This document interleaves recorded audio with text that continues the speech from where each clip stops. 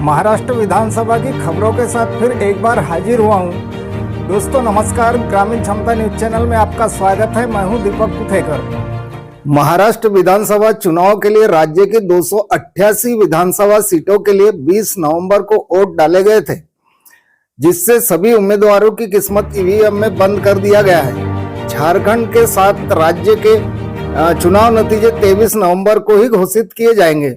उत्तर प्रदेश के बाद देश के सबसे बड़े दूसरे प्रदेश के चुनाव मुकाबले में बीजेपी, कांग्रेस, शिवसेना और एनसीपी के दोनों खेमों के साथ कुल 158 दल मैदान में थे। राज्य में इन दलों के अलावा 2086 निर्दलीय कैंडिडेट भी मौजूद थे। चुनाव आयोग के अनुसार राज्य की 288 सीटों के लिए कुल 4136 उम्मीदवार मैदान में थे। अब बात आती है रिजल्ट की और किसकी बनेगी सरकार। तो कुछ बड़ी बड़ी जो सर्वे एजेंसियां हैं, उन एजेंसियों के सर्वे आज हम इस वीडियो में आपको बताने जा रहे हैं।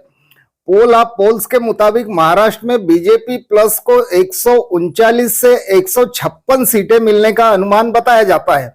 कांग्रेस प्लस को 119 से 136 और अन्य को 11 से 16 सीटें मिल सकती है।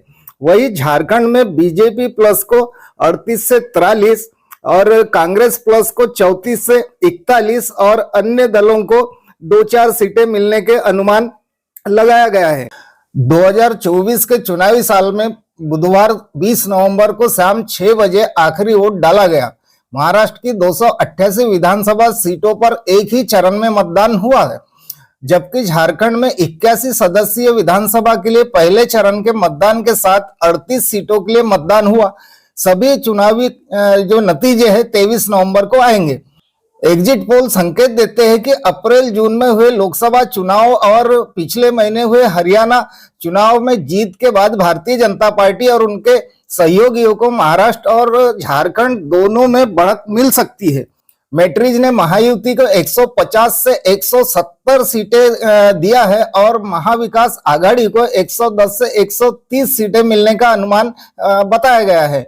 पी मार्क के महायुति को 137 से 157 सीटें और एमवीए को 126 से 146 सीटें मिल सकती है।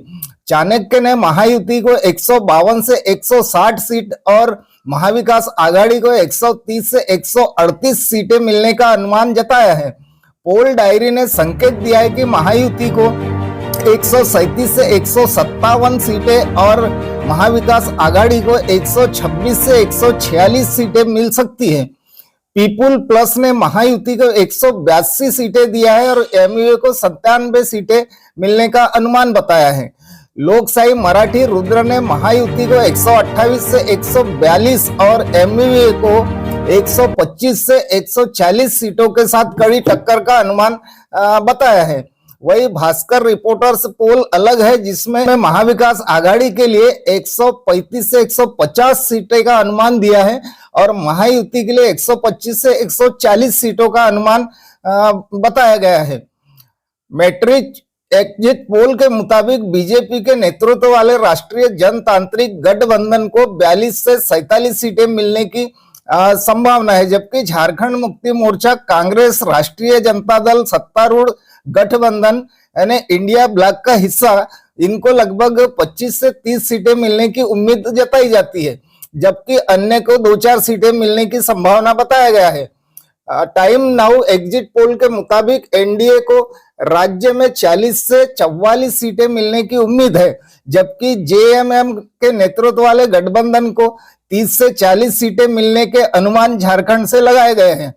पीपुल्स पल्स एग्जिट पोल भी एनडीए को बढ़त देता है, जिसमें गठबंधन के लिए 44 से 53 सीटें और जेएमएम के नेतृत्व वाले गठबंधन को 25 से 37 सीटें मिलने की भविष्यवाणी की गई है।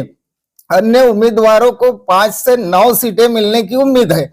हालांकि एक्सिस माई इंडिया ने अनुमान लगाया है कि जेएमएम के नेतृत्व वाला गठबंधन कुल 81 सीटों में से 53 सीटों के साथ राज्य में जीत हासिल कर सकता है। इस प्रकार से अपने अपने एग्जिट पोल अन्य एजेंसियों ने पेश किया है। अब इसमें 23 तारीख को पता चलेगा कि 23 तारीख को जो रिजल्ट निकलेगा तब पता चलेगा कि कौन कितने आगे और कौन कितनी सीटें ले पाएगा। पता चले कि जैसे मध्य प्रदेश में लोकसभा चुनाव होते हैं और बड़े बड़े न्यूज एजेंसियों के एग्जिट पोल फेल हो जाते हैं और सभी के सभी सीटें भाजपा को मिल जाती है। तो देखते रहिए दोस्तों हमारा न्यूज चैनल। 23 तारीख को हम लाइव रिजल्ट बताने का प्रयास करेंगे। मिलते हैं अगले वीडियो में, तब तक के लिए नमस्कार दोस्तों।